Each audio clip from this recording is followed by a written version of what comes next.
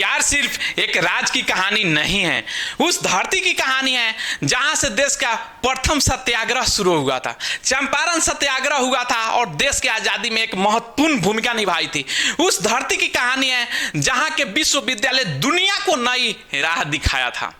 उस धरती की कहानी है जहां पे जयप्रकाश नारायण, मनोहर लोहिया और कर्पूरी ठाकुर ने अपना विचार दिए थे, जिसके आधार पर यह देश एक नई राह पे गई थी। लेकिन आज बिहार उस मोड़ पे खड़ा है जहां पे बच्चा भूख से और शिक्षा से लड़ रहा है, युवा के पास रोजगार नहीं है, बेरोजगारी से लड़ रहा है। वहीं बूढ़े की बात किया जाए तो उसको उचित पेंशन नहीं मिलता है, उचित उनको दवाई की फैसिलिटी नहीं मिलता है। और किसान के तो और हालात दयनीय है, उनके सिंचाई के लिए बिजली नहीं है, पानी नहीं है, बीज नहीं है। अगर सिंचाई कर भी लेते हैं तो फसल को बेचने के लिए एमएसपी की गारंटी नहीं है। बिहार में समस्या की कमी नहीं है, समस्या की समाधान करने की कमी है। तो आइए जानते हैं बिहार में कौन कौन ऐसी समस्या है जिसके समाधान आज तक सरकार के पास भी नहीं हो पाई।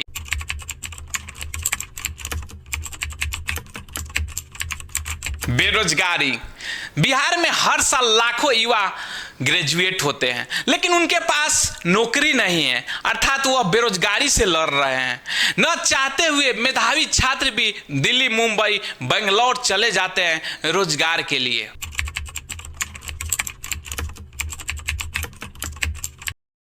बिहार में उद्योग धंधे नहीं हैं, इसका सबसे बड़ा कारण सिस्टम का है। बिहार का इलेक्ट्रिसिटी, रोड, ट्रांसपोर्टेशन का कंडीशन बहुत कमजोर है, जिसको देखते हुए बाहर वाले इन्वेस्टर बिहार में इन्वेस्ट नहीं करना चाहता है। और अभी देखिएगा बिहार में बड़ा बड़ा कंपनियां तो उसकी संख्या बहुत कम है।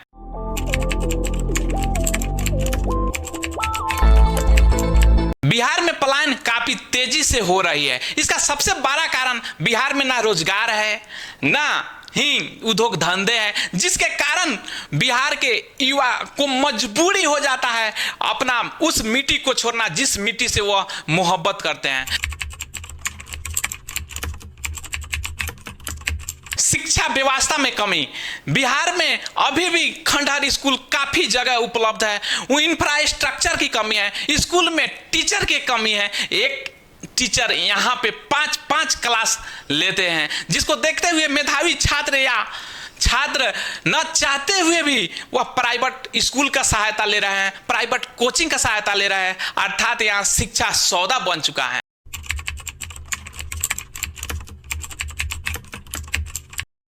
बिहार का स्वास्थ्य केंद्र भी जर्जर हो चुका है, यहाँ प्राथमिक केंद्र पे डॉक्टर नहीं मिलेंगे, अगर जाइएगा तो उसके कंपाउंड में डॉक्टर के जगह चरती हुई जानवर मिलेंगे, चरती हुई गाय मिलेगा। बिहार में मेडिकल कॉलेज भी बहुत कम है, यहाँ तक कि किसी गरीब को अगर थोड़ा सा भी भारी बीमारी हो जाए तो वह पटना जाना पड़ता है या बिहार के बाहर जाना पड़ता है, जो गरीब परिवार के लिए काफी दर्दनाक साबित हो जाती है।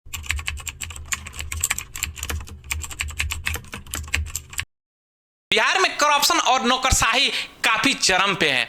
बिहार में किसी भी सरकारी योजना सिर्फ कागज पे होती है, वह सरकारी योजना के लाभ के लिए आपको दलाल चाहिए, रिश्वत देना पड़ता है। यहां तक कि प्रधानमंत्री ग्राम आवास योजना को लाभ उठाने के लिए भी बिहार के ग्रामीणों को, बिहार के गरीबों को प्रधान जी के, मुखिया जी के ऑफिस का चक्कर काटना पड़ता है और अंत में रिश्वत भी देनी पड़ती है।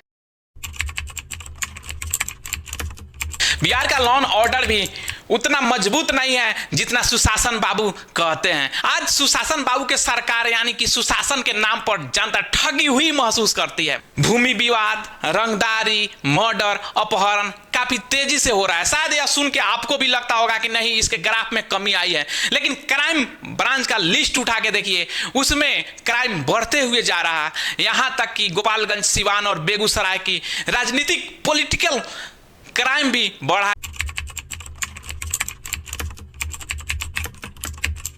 बिहार के 70% जनता आज कृषि पे आधारित है, लेकिन उनके सिंचाई के लिए ना ही पानी, ना ही बिजली और बीज आम बाजार में उपलब्ध नहीं है। अगर वह सिंचाई कर भी लेते हैं तो फसल को बेचने के लिए उसका एमएसपी की गारंटी भी नहीं है।